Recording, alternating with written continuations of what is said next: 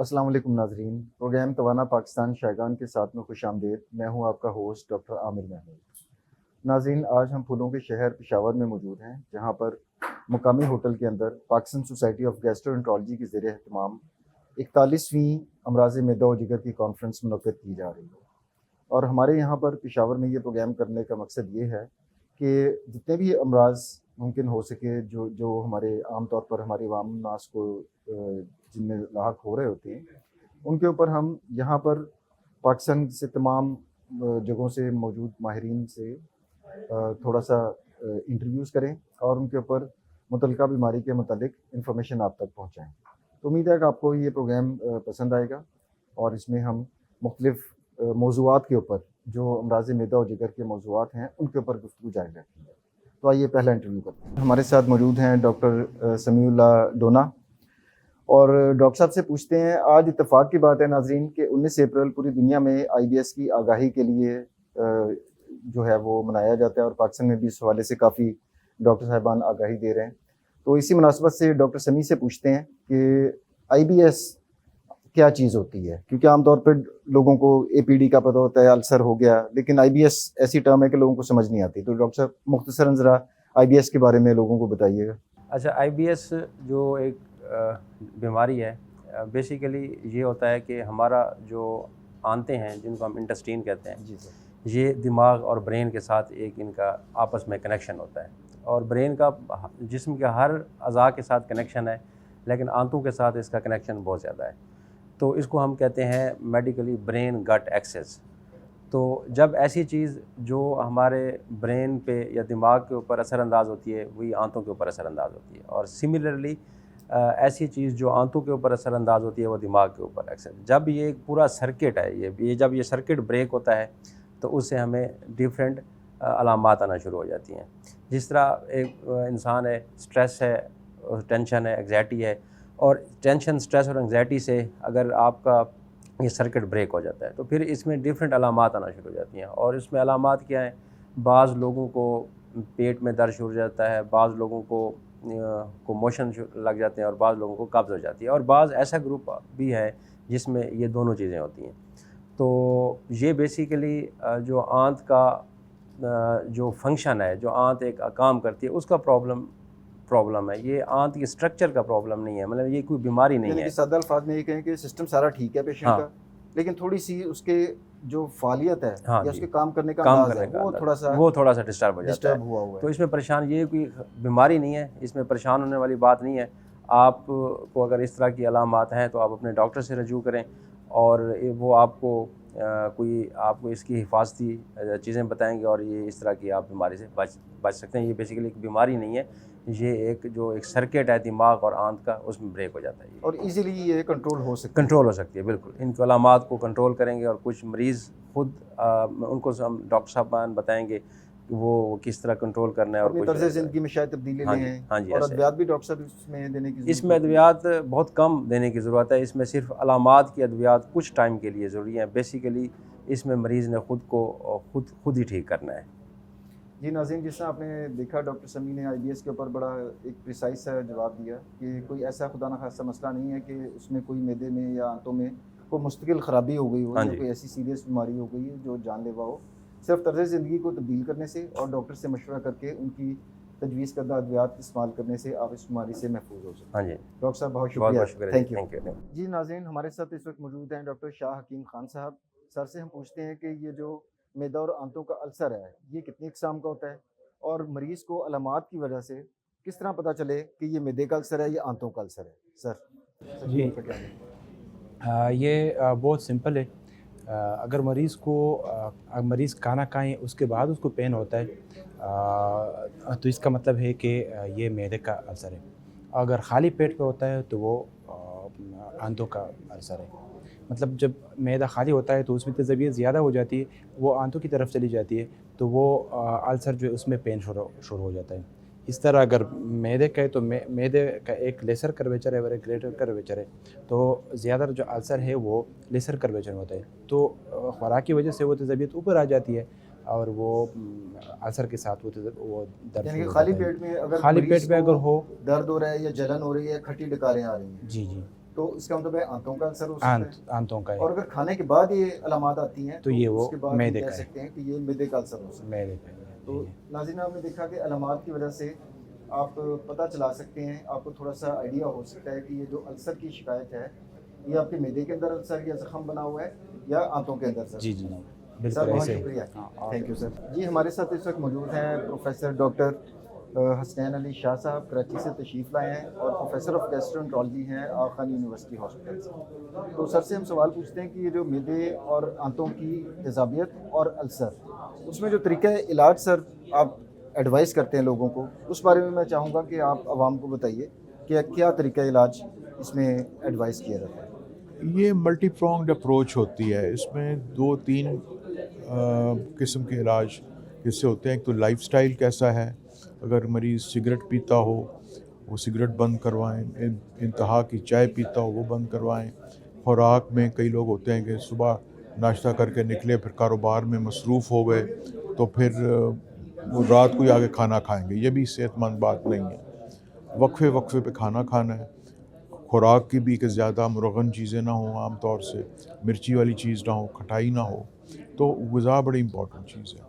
दूसरी चीज़ आ जाती है कि आपने इलाज करने के लिए जो दवाएं हैं अल्सर की, मसलन ईसो है या और दवाएं हैं, प्रोटॉन पंप इनहिबिटर जिन्हें कहते हैं, उनमें लोग ये करते हैं जैसे कि सर का दर्द हुआ तो गोली खा ली। इसमें ये नहीं, अगर एक तेज़ाबियत का साइकिल शुरू हो, अल्सर की बात हो, इसमें अगर अल्सर डायग्नोज हो जाए फिर उसका लग के डट के 6 से 8 हफ्ते तक इलाज करना है, नागा नहीं करना, और पूरी डोज लेनी है, साथ खुराक भी, थोड़ी हल्की वर्जिश भी करनी है। तो ये इसका इलाज का तरीका होता है। अगर मैं कोई भी चीज़ में कोताही हो गई तो फिर काम ख़राब हो जाएगा, फिर इलाज सही नहीं और सर होगा। जिस आपने फरमाया अल्सर की अद्वियात के बारे में, तो कई दफ़ा इस तरह होता है कि पेशेंट को फ़र्स्ट टाइम जब आप दवा तजवीज़ करते हैं तो खाली पेट खाने की बजाय पेशेंट बाद में भी खा रहे होते हैं, तो ऐसा करना मुनासिब है सर? नहीं, अमूमन नाश्ते की टेबल पे बैठें जब, तो नाश्ते के साथ ये जो है प्रोटॉन पंप इनहिबिटर लेना होता है। और बाकी अगर बीच में कभी कोई हो जाए तकलीफ़ तो एंटासिड जिन्हें हम कहते हैं वो भी ले ली जाती है, वो दिन में 2-3 बार ली जा सकती। लेकिन ये जो मेन बैकबोन है ट्रीटमेंट की, प्रोटॉन पंप इनहिबिटर जैसे ईसो हो गया या और दवाइयाँ, वो एक ही बार सुबह लेनी है जी, वो सुबह के वक्त टाइम पे लेनी है, सुबह के वक्त या रात सोते में खाने से थोड़ा 15 मिनट पहले कर लेंगे। ये इसका तरीका है। जी नाज़रीन, जिस तरह प्रोफेसर हसनैन ने फरमाया कि अल्सर या तेज़ाबियत जिसे हम कहते हैं, और जो मैदे और जिगर इसमें आंतों दोनों में हो सकती है, तो उसके तरीके इलाज के लिए आपको अपना तरस ज़िंदगी बदलना होगा, और जो अद्वियात डॉक्टर साहब आपको प्रिस्क्राइब कर रहे हैं वो उनकी हिदायत के मुताबिक इस्तेमाल करना होगा। तो कोई दूर नहीं कि आप भी इस मर्ज़ पर काबू पाएँ। सर आप बहुत शुक्रिया सर जी। नाज़रीन, हमारे साथ इस वक्त मौजूद हैं doctor Wajid Iqbal, assistant professor gastroenterology, Timergara medical college Timergara. तो डॉक्टर साहब से हम पूछेंगे कि डॉक्टर साहब ये जो जर्ड है, गैस्ट्रोइसोफेजियल रिफ्लक्स डिजीज़, ये क्या बीमारी होती है, इसके अलामात क्या होती हैं और इसका इलाज किस तरह किया जाता है? बहुत शुक्रिया शायगान टीम का कि आप लोगों ने मुझे दावत दी जड़ के बारे में बात करने की। तो जड़ का मतलब है गैस्ट्रोइसोफेजियल रिफ्लक्स डिजीज़। उर्दू में इसका मतलब ये है कि जब मादे की तेज़ाबियत या मादे की जो तेज़ाब है वो खुराक की नाली में वापस आ जाए, तो इसको ऊपर चढ़ा है, ऊपर चढ़े, हाँ, तो उसको हम अपनी अंग्रेज़ी की ज़ुबान में या मेडिकल लैंग्वेज में जड़ बोलते हैं। तो इसके आम तौर पर ये अलामात होता है कि बीमार को ये तकलीफ़ होती है कि सीने में जलन महसूस करता है, कभी कभार मुंह में खट्टा पानी आता है, कभी कभार सीने में डकारें वगैरह भी, हाँ, डकारें भी होती है, मुंह का जायका ख़राब होता है, कभी कभार खुश्क खांसी भी होती है, कभी कभार मरीज़ को सीने में दर्द होता है, और उसके जो दिल के जो टेस्ट होते हैं ना, ECG को वगैरह, वो सब नॉर्मल होते हैं। तो मोस्टली ये जड़ की वजह से होता है। कभी कभार मुंह से बदबू भी आती है ना, तो इसके मुख्तलिफ़ अलामात हैं। और एक आम बीमारी है, आम तौर पर ये जड़ उन लोगों में होता है जिनका वज़न ज़्यादा हो, ओवरवेट हो या ओबीस हो, जिनकी तर्ज ज़िंदगी सेडेंट्री हो। सेडेंट्री का मतलब ये कि वो वर्जिश वगैरह ना करे, बस खाना खाने के बाद फ़ौरन लेट जाए या बैठ जाए, या मोबाइल इस्तेमाल करता है, मोबाइल फ़ोन का इस्तेमाल ज़्यादा करे, वॉक ना करे, वर्जिश ना करे। تو یہ یا زیادہ گھی والی غذائیں کا ہے، زیادہ مرچی چیزیں کا ہے، کولڈ ڈرنکس سافٹ ڈرنکس کی وجہ سے بھی جڑ کے علامات ظاہر ہو جاتے ہیں، زیادہ چائے کا استعمال کرے، سگریٹ کی وجہ سے بھی ہو جاتی ہے، سگریٹ نوشی کی وجہ سے، تو اس کے مختلف رسک فیکٹرز ہیں نا، تو اور یہ مختلف علامات بھی ہیں۔ تو ڈاکٹر صاحب اس کو آپ ڈائگنوز کس طرح کرتے ہیں؟ انڈوسکوپی وغیرہ کرنی ہوتی ہے اس میں؟ نہیں، اس کو ہم کلینکلی ڈائگنوز کرتے ہیں عام طور پر۔ اس کے علامات سے آپ کو ہاں، آئیڈیا علامات سے ہمیں اندازہ ہو جاتا ہے نا کہ ان کو کہ بیمار کو گیسٹرواسوفیجل ریفلیکس ڈیزیز ہے، لیکن اگر یہ سمٹمز کئی سالوں سے ہو رہا ہو یا مریض کو کھانا نگلنے میں دشواری ہو رہی ہو یا وزن کم ہو رہا ہو تو پھر اس کے لیے ہم انڈوسکوپی کرتے ہیں۔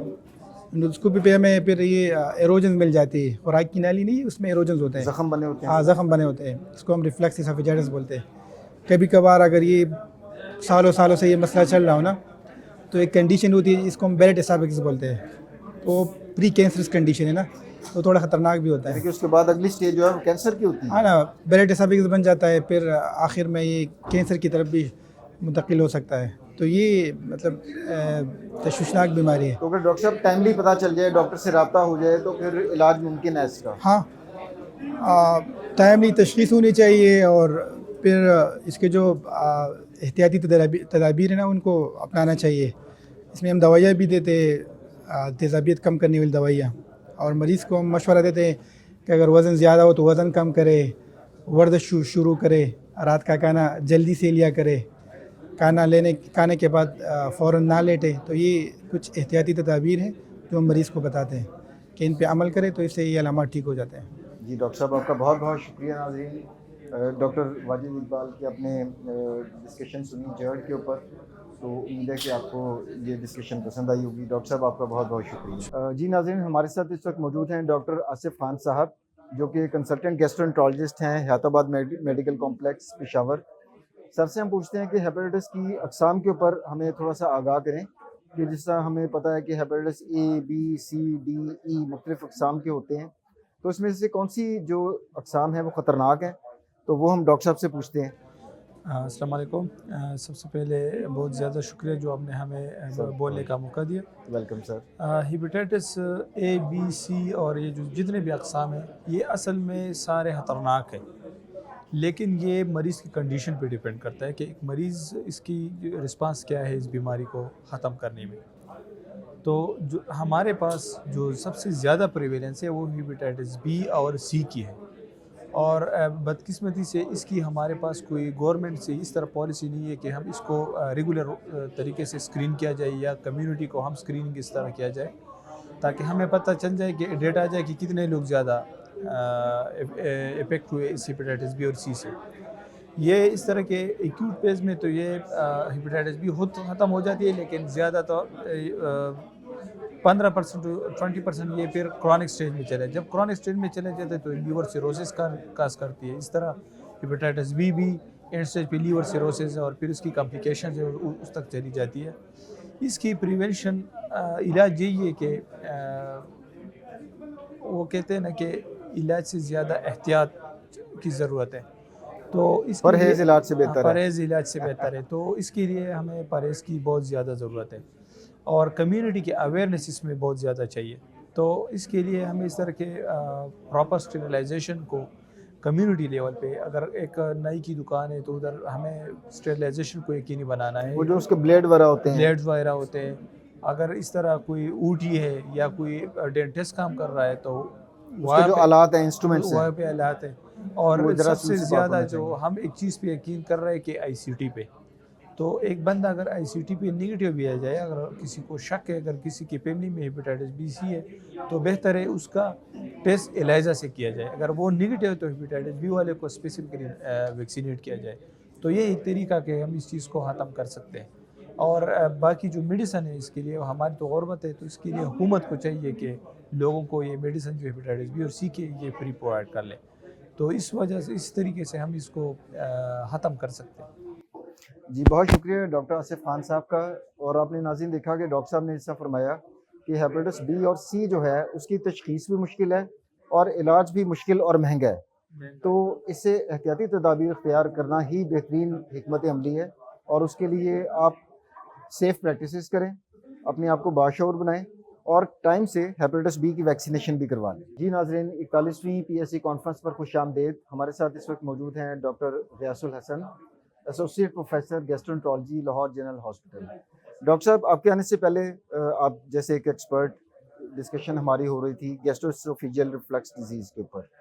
تو گرڈ کے حوالے سے میڈیکل کی جو ٹریٹمنٹ ہے، ادویات کے ذریعے جو استعمال ہے، وہ تو ڈسکس ہو چکا ہے.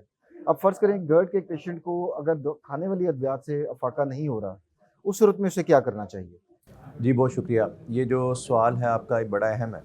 اس کی وجہ یہ ہے کہ بہت سارے لوگ یا پیشنٹس ہم دیکھتے ہیں کہ وہ سمجھتے ہیں کہ ایک دفعہ ہمیں جب یہ گرڈ یا معدے کی تذابیت یا سینے کی جلن کا مسئلہ ہو گیا تو یہ اب ساری عمر کے لیے ایک مشکل مسئلہ ہے اور اس کے لیے میں نے دوائی کھانی. مگر اس کے برعکس پوری دنیا میں اب یہ ٹرینڈ بنتا جا رہا ہے کہ ہم لمبے عرصے کے لیے دوائیاں نہ دیں، کیونکہ دوائیوں کے اپنی ایک کاسٹ ضمنی ہے، اثرات ہیں، دوائیوں کے سائیڈ ایفیکٹس ہیں. تو اب ہم کوشش کرتے ہیں کہ ہم جو انڈر لائن کاز ہے اس کو آئیڈینٹیفائی کریں اور اس کو فکس کرنے کی کوشش کریں. اس کے اندر اینڈوسکوپک ٹریٹمنٹ اور اینڈوسکوپی جو ہے بڑا ایک اہم ٹول ہے. اس کے اندر اس کے ذریعے ہم دیکھتے ہیں کہ مریض کو کوئی اور بیماری تو نہیں، نمبر 1 جس کو وہ گرڈ کے طور پر ٹریٹ کر رہا ہے. نمبر 2، اگر کوئی ایسی چیز ہے جیسے کسی پیشنٹ کو ہائٹس ہرنیا ہے، ایکلیزیا ہے، اس کا کوئی سرجیکل ٹریٹمنٹ ہو سکتا ہے. اور اگر یہ گرڈ ہی اس کو پیشنٹ کو تنگ کر رہا ہے تو اس کے اندر اینڈوسکوپی کی مدد سے بہت سارے کام ایسے ہیں جو کہ کیے جا سکتے ہیں اور اس کا بہت اچھا رسپانس ہے. جیسے کہ لیزر کی شعاعیں جن کو ہم APC بولتے ہیں، اس کی مدد سے گیسٹرواسوفیجیل جنکشن کو ہم اینڈوسکوپ کے ساتھ تھوڑا برن کرتے ہیں. اس سے 60% لوگ ایسے ہیں جن کو لمبے عرصے کے لیے دوائیوں سے ان کی جان چھوٹ جاتی ہے. یعنی کہ وہ ڈاکٹر صاحب جو السر بنا ہوا ہے، لیزر کی مدد سے اس السر کو وہاں سے السر جلا کر نہیں، ختم کر دیا جاتا السر ہے. نہیں بنا ہوتا موسٹ آف دا ٹائم، بلکہ ہم یہ کرتے ہیں کہ جو معدہ اور خوراک کی نالی کا جو جنکشن ہے اس کو شعاؤں کی مدد سے تھوڑا ٹائٹ کر دیا جاتا ہے تاکہ وہ ایسڈ جو ہے جی، تیزاب جو اس ہے کا ریفلکس وہ بند واپس ہو جائے. جی ہاں، آنا بند ہو جائے. اور اسی طرح اور بھی بہت سارے اینڈوسکوپک کام ہے جس کے اندر ٹف ہے، جس کے اندر اس جھلی کو تھوڑا سا برش کر کے اس کو نیکڈ کر دیا جاتا ہے اور اس کو بعد میں جب ہیلنگ ہوتی ہے تو وہ جنکشن مزید ٹائٹ ہو جاتا ہے. سو بہت سارے اینڈوسکوپک سمپل سے ٹریٹمنٹ ہیں جو کہ 10 سے 15 منٹ کے علاج ہیں اور پیشنٹ کو لمبے عرصے کے لیے دوائیوں سے جان چھوٹ جاتی ہے. نان انویسو آئی تھنک کہ میرے خیال ہے patient, if I am not wrong, کہ اگر آپ گیسٹروسکوپیز کے بعد وہ APC آپ نے کیا تو پیشنٹ کو شاید ہاسپٹل میں ایڈمٹ رہنے کی بھی ضرورت نہیں، ہاسپٹل ایڈمیشن کی بالکل ضرورت نہیں ہے. پیشنٹ آئے گا انڈر انستھیزیا، یہ پروسیس ہوتے ہیں سارے، اور usually within 2 to 3 hour patient گھر چلا جاتا ہے اور جا کے اپنا نارمل ڈائٹ بھی لے سکتا ہے. یعنی کہ سادہ الفاظ میں کوئی سرجری نہیں ہے، یہ ایک سمپل پروسیجر ہے بالکل، یا ٹیسٹ کہہ لیں آپ، ٹیسٹ کے ذریعے ہی علاج ہو جاتا ہے. ایگزیکٹلی. اور اس کے ریزلٹس بہت اچھے ہیں. پوری دنیا میں اس کے اندر اب ایک نیا ٹرینڈ ہے کہ آپ لمبے عرصے کے لیے دوائیوں کی بجائے ان چیزوں کی طرف جائیں. جی ناظرین، ڈاکٹر غیاث الحسن کی جو گفتگو ہے اس میں ان مریضوں کے لیے ایک امید کی کرن ہے جو گرڈ سے بہت پریشان ہیں اور ادویات سے ان کا علاج ممکن نہیں ہو رہا.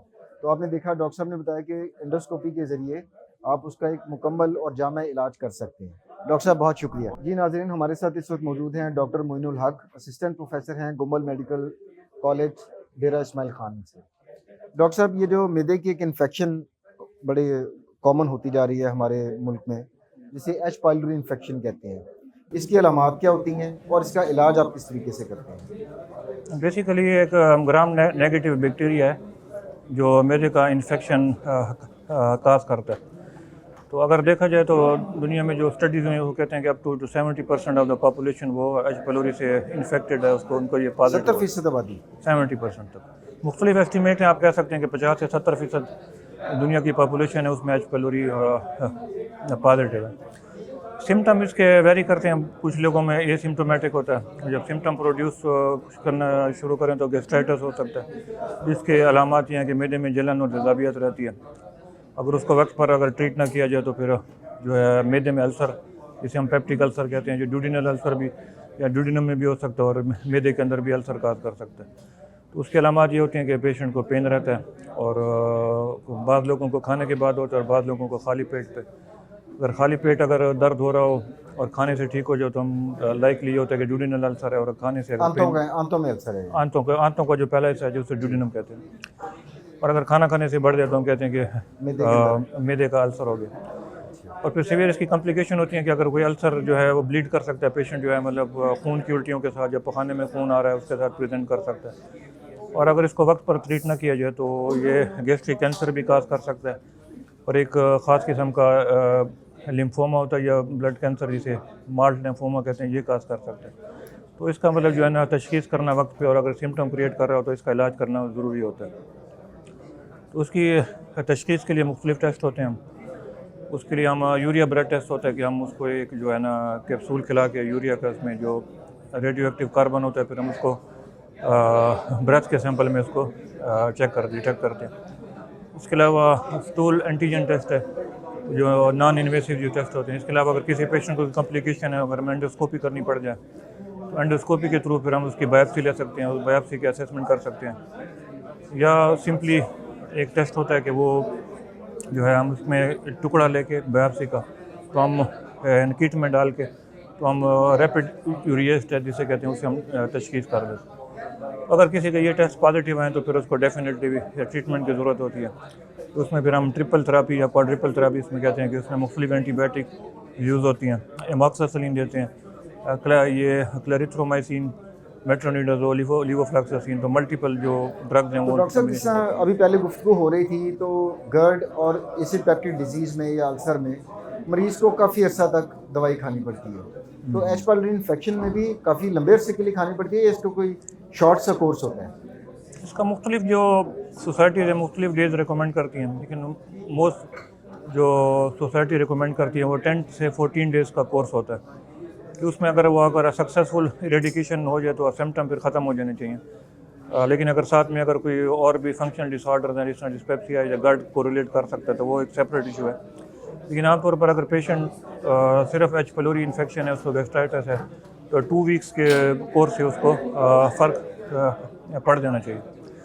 बाज़ कंडीशन में हम ऐसे करते हैं कि अगर पेशेंट का कोई जो डेफिनेटिव अगर पेप्टिक अल्सर था उससे ब्लीड हुआ है तो फिर हम एंटीबायोटिक ट्रीटमेंट तो 2 वीक्स के लिए देते हैं, लेकिन पीपीआई के थोड़ा हम एक्सटेंड कर देते हैं 1 मंथ के लिए या 1.5 महीने के लिए। लेकिन आमतौर पे जो 2 वीक का जो कोर्स होता है तो वो काफ़ी होता है और उससे सिम्टम इम्प्रूव हो जाते हैं।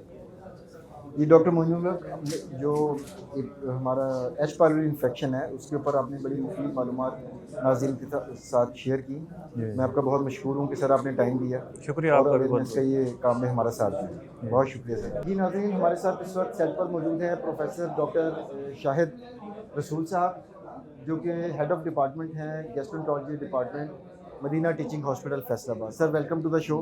अभी तक मुख्तलिफ मौज़ूआत पर सर डिस्कशन हुई हैं, फैटी लिवर पर अभी कोई हमारा सवाल नहीं हुआ जी। तो आपकी जो महारत है, आपका तजर्बा और आपकी सलाहियत देखते हुए ये बड़ा पेचीदा सा टॉपिक है, तो ये सवाल मैंने ख़ास आपके लिए रखा था कि फैटी लिवर होता क्या है सर, वजूहात क्या हैं और उसके ऊपर किस तरह काबू पाया जा सकता है? फैटी लिवर को आप मुस्तबिल की एक पेंडेमिक कह सकते हैं। इस वक्त दुनिया में जो मैक्सिमम नंबर ऑफ़ पेशेंट कुछ डिजीज़ के हैं उनमें से एक फैटी लिवर है। फैटी लिवर बेसिकली हम इसको metabolic dysfunction associated liver disease कहते हैं। तो जब आपने वजूहात की बात की तो वजूहात में कुछ तो जेनेटिक प्रोबेबिलिटी है, वो लोग जिनको खुद डायबिटीज़ है या उनकी फैमिली में डायबिटीज़ है, हाइपरटेंशन है, डिसलिपिडीमिया है, और दूसरा इसका डायरेक्ट एविडेंस है, जो लिंक है बेसिकली वो हमारे लाइफस्टाइल के साथ है, हमारी डाइट और हमारी एक्सरसाइज। क्योंकि आजकल आपने जैसे देखा कि जैसे जैसे इंडस्ट्रियलाइजेशन हो रही है तो बेसिकली हमारा फिजिकल एक्टिविटी कम से कम होती जा रही है, लोगों में तसाहुल पसंदी ज़्यादा होती जा रही है, सेडेंटरी लाइफस्टाइल। जी बिल्कुल, सेडेंटरी लाइफस्टाइल इसकी मेन वजह। और इस वक्त अगर हम दुनिया के बात करें कि कितने पेशेंट इन्वॉल्व हैं तो पॉसिबली इस वक्त दुनिया में जो 1/3 पीपल हैं either they are suffering from the fatty liver disease और they are going to suffer in future. ये तादाद तो डॉक्टर साहब अरबों में चली जाएगी। जी बिल्कुल, अरबों में चली जाएगी। और इसकी बुनियादी वजूहात तो 2 की तरफ तो आपने सर इशारा कर दिया जी जी कि सेडेंटरी लाइफस्टाइल जो है वो, sedentary lifestyle and the genetic मरूसियत को भी हम कुछ हद तक जो कह सकते मरूसी हैं। बीमारियां जिनको हम कहते हैं डायबिटीज़, हाइपरटेंशन, वो जब दोनों चीज़ें मिलती हैं तो उसकी वजह से बेसिकली फैटी लिवर होता है। ठीक है सर, और ये कितना ख़तरनाक हो सकता है और इसका इलाज क्या होगा सर? जी सर, बेसिकली ख़तरनाक जैसे मैंने बताया कि इस वक्त दुनिया में लिवर सिरोसिस की सबसे बड़ी वजह फैटी लिवर है। और लिवर सिरोसिस एक ऐसी कंडीशन है जिसमें बंदे का लिवर सिकुड़ जाता है और पेशेंट में उसकी मुख्तलिफ कॉम्प्लिकेशंस हैं, जिसमें एसाइटीज़ हो जाती है, खून की उल्टियाँ आनी शुरू हो जाती हैं। तो इस वक्त दुनिया में लिवर के ख़राब होने की सबसे बड़ी वजह फैटी लिवर हो गई। जब हम ट्रीटमेंट की बात करेंगे, जैसे हमने काजेज़ की बात की, तो ट्रीटमेंट में सबसे पहले तो इसकी प्रिवेंशन है, और प्रिवेंशन हम कर सकते हैं अपनी डाइटरी मॉडिफिकेशन से لائف سٹائل موڈیفिकेशन سے اور ریگولر ایکسرسائز سے. اگر یہ ہم کام کرتے ہیں تو اس سے ہم فیٹی لیور سے بچ سکتے ہیں. اینڈ دین اگر کسی کو فیٹی لیور ہو گیا اور اس کی وجہ سے لیور میں انفلیمیشن سٹارٹ ہو گئی ہے, لیور سکڑنا شروع ہو گیا, تو then you need the medical treatment. تو پہلے تو ہمارے پاس کوئی ویل اپرووڈ ڈرگز نہیں تھی, F D A approved drugs نہیں تھی. کچھ میڈیسنز ہم استعمال کر رہے تھے, لیکن ریسنٹلی ایک ایف ڈی اے نے ڈرگ اپروو کی ہے جو لکیلی عنقریب پاکستان میں بھی اویلیبل ہو جائے گی. تو اس کے ساتھ ہمارے فیٹی لیور والے پیشنٹ کو ٹریٹ کرنا آسان ہو جائے گا. اور اگر ارلی فیز میں ہم پیشنٹ کو ٹریٹ کر لیتے ہیں with the help of life style موڈیفिकेशन and drug, تو even we can reverse it. لیکن اگر ہم اس کو مس کر دیتے ہیں, کیونکہ یہ ایک سائلنٹ ڈیزیز ہے, بہت سارے لوگ ہمارے جیسے جو لوگ ہیں سفر کر رہے ہیں ان کو نہیں پتہ, معلوم ہی نہیں ہوگا. جی معلوم نہیں ہوتا. اور اگر اس فیز میں ہم اس کو ڈیٹیکٹ نہیں کرتے ہیں یا علاج نہیں کرتے ہیں, تو پھر جیسے جیسے میں نے بتایا کہ اگر سروسس ہو جائے گا تو پھر اس کی کمپلیکیشنز ہونی شروع ہو جائیں گی. تو بیسکلی پریونشن ڈائبٹیز میں ہم نے دیکھا کہ عام طور پر لوگ جب کمپلیکیشنز آنا شروع ہوتی ہیں اس وقت پیشنٹ الارمنگ فیل کرتا ہے اور ڈاکٹر سے کنسلٹ کرتا ہے اور پھر ڈائبٹیز ڈائگنوز ہوتی ہے. تو اس میں بھی یہ سائلنٹ بیسکلی ڈائبٹیز اور فیٹی لیور ساتھ ٹو ساتھ ہیں. لیکن لیٹسٹ ڈیٹا یہ آ رہا ہے وہ کہتے ہیں ڈائبٹیز ہونے سے پہلے فیٹی لیور ہوتا ہے, and fatty liver is causing diabetes. یعنی یہ دونوں ایک دوسرے جی کی مدد کر بالکل, رہے ہیں. یہ دونوں ایک دوسرے کے ساتھ ہیں اور دونوں ایک دوسرے کو ایگریویٹ کرتے ہیں, دونوں ایک دوسرے کی کمپلیکیشن. ڈاکٹر صاحب یہ تو بڑا آپ نے انٹرسٹنگ میرے نالج میں اضافہ کیا کہ ڈائبٹیز اور یہ فیٹی لیور آپس میں انٹر لنکڈ ہیں, اور جس سے آپ نے فرمایا کہ لائف سٹائل جو ہمارا موڈیفिकेशन ہے ان کا بڑا اہم رول ہے ڈیفینیٹلی ڈائبٹیز میں بھی اور اس جی میں. بالکل. تو ناظرین, پروفیسر شاہد رسول صاحب نے بہت ہی امپورٹنٹ پوائنٹ کی طرف اشارہ کیا ہے کہ شوگر یا ذیابیطیس اور فیٹی لیور, جس میں آپ سادہ الفاظ میں سمجھ لیں کہ جگر کے اندر چربی کی مقدار زیادہ ہو جاتی ہے, تو دونوں کا تعلق کافی حد تک ہمارے طرز زندگی سے ہے کہ اگر ہم تساہل پسندی سے زندگی گزاریں گے, ایکسرسائز نہیں کریں گے, کھانا پینا زیادہ ضرورت سے زیادہ لیں گے اور جسمانی کوئی مشقت نہیں کریں گے, تو نہ صرف یہ کہ ڈائبٹیز بلکہ فیٹی لیور کا خطرہ بھی بڑھ جاتا ہے. ڈیفینیٹلی. ڈاکٹر صاحب بہت شکریہ اس گفتگو کا, بہت مفید معلومات آپ نے کی. تھینک یو ویری مچ سر. جی ناظرین, ہمارے ساتھ اس وقت سیٹ پہ موجود ہیں پروفیسر ڈاکٹر عارف امیر نواز صاحب, ہیڈ آف ڈپارٹمنٹ ہیں gastroenterology department, Fatima memorial hospital Lahore کی. سر سے ہم پوچھیں گے کہ ڈسپیپسیا یا جسے عرف عام میں اردو میں ہم بدہضمی یا تیزابیت کہتے ہیں, اس کی بنیادی وجوہات کیا ہیں اور وہ کس طرح سے مختلف بیماریاں ایک دوسرے سے ڈفر کرتی ہیں. Sir ji thank you very much. First of all I want to thank our partner Shaigan pharma کہ انہوں نے ایک بڑا اچھا انیشیٹو شروع کیا ہے. آئی تھنک اگر اس کی ہم ورڈ اسپریڈ کریں گے تو آبویسلی بہت اس سے لوگ مفید ہوں گے. لیکن ڈسپیپسیا ایک بڑی مس انڈرسٹوڈ ٹرم ہے ایون ڈاکٹرس کے لیے. جب ہم ڈاکٹر سے بات کرتے ہیں تو ڈسپیپسیا کی کیٹیگری میں وہ ریفلکس کو بھی ڈال دیتے ہیں, وہ بڑی سیریس کنڈیشنز لائک کینسر بھی اسی میں آ جاتا ہے. تو ڈسپیپسیا فرام اے میڈیکل پرسپیکٹیو درد کو کہتے ہیں جو اس حصے میں ہوتی ہے, لیکن اس کے اندر اور سمٹمز بھی ہیں, مثلاً کھانے کے بعد پیٹ کا پھول جانا یا متلی کا فیل ہونا, یہ سارا ایک ڈسپیپسیا کی کیٹیگری میں آتا ہے یا بدہضمی کی کیٹیگری میں. اگر آپ اب اس کو دیکھیں دوسرے پہلو سے فرام ڈائگنوسس کے حساب سے, سو ڈسپیپسیا جو ہے اس کے اندر کچھ کنڈیشنز تو ایسی ہیں جس میں جیسے السر ہو گیا آپ کا, ایون سم ٹائم گال اسٹونز وغیرہ بھی اس پین کے ساتھ پریزنٹ کرتے ہیں. دا سیکنڈ کمپونیٹ جس کو ہم فنکشنل ڈسپیپسیا کہتے ہیں, جس میں اب ہم بہت ساری ہماری انڈرسٹینڈنگ جیسے گیسٹرنٹرولوجی کی بڑی ہے, تو ہمیں اندازہ ہوا ہے کہ کئی جگہوں پہ ہمیں جا کے کوئی سوزش یا السر یا کینسر نظر نہیں آئے گا, لیکن آنتوں کا جو فنکشن ہے وہ افیکٹڈ ہوتا ہے. اس ٹرم کو ہم فنکشنل ڈسپیپسیا یعنی کہ کوئی اسٹرکچرل ڈیفیکٹ نہیں ہے جی, لیکن اس کی جو فعالیت ہے, جو اس کی فنکشنالٹی ہے وہ افیکٹڈ ہے اور یہ آنتوں کے کسی بھی حصے کو افیکٹ کر سکتی ہے. اچھا, اب ہمارے ملک میں ڈسپیپسیا کی one of the most common causes is H pylori infection. Helicobacter ایک بیکٹیریا ہے جو کہ انفارچونیٹلی بڑا ڈائی ہارڈ ہے, آرام سے ختم نہیں ہوتا. اس کے ڈائگنوسس کے مختلف طریقے ہیں. آپ ایچ پائلوری کے لیے سوٹ ٹیسٹ کر سکتے ہیں, بلڈ ٹیسٹ کر سکتے ہیں. سو جب ہم اس کیفیت کو دیکھنے جاتے ہیں تو پھر ہم وہ سارے ٹیسٹ کرواتے ہیں اور اس کو ڈائگنوز کرتے ہیں. تھوڑا سا اس میں اوور لیپ جو ہے وہ ریفلکس کا یا جو ہمارا تیزابیت اوپر جو آتی ہے وہ ایک سلائٹلی ڈفرینٹ کنڈیشن ہے. تو صرف میرا ورڈ آف کوشچن جو میسج آپ کی آڈینس کے لیے ہوگا وہ یہ ہوگا کہ دیکھیں بدہضمی sometimes can be a sign of a very serious condition, جیسے وزن کا کم ہونا, بلیڈنگ کا ہونا. اگر آپ کو یہ کیفیت ہے then we really have to see a specialist. ہو سکتا ہے آپ کی انڈوسکوپی کرنی پڑے, بٹ اگین یہ ایک بڑی کامن کنڈیشن ہے, مس انڈرسٹوڈ کنڈیشن ہے میڈیکل کمیونٹی میں اور عوام میں. آئی تھنک اس کی میں بڑا یعنی کہ بہت مشکور زیادہ ہوں آپ کا ابہامات ہیں اس کے جی اندر. کہ اس کو آپ اس کو اسپریڈ کر رہے ہیں ورڈ کو. بٹ تھینک یو ویری مچ. اور یہ سب سر آپ جیسے ایکسپرٹس ہیں انہی کی بدولت ہے کہ ہم لوگ آپ لوگوں کے تھرو عوام تک مفید معلومات پہنچا رہے ہیں. جی سر آپ کے حاضر. وقت کا بہت شکریہ سر. تھینک یو ویری مچ جی، بہت بہت شکریہ. سر ایک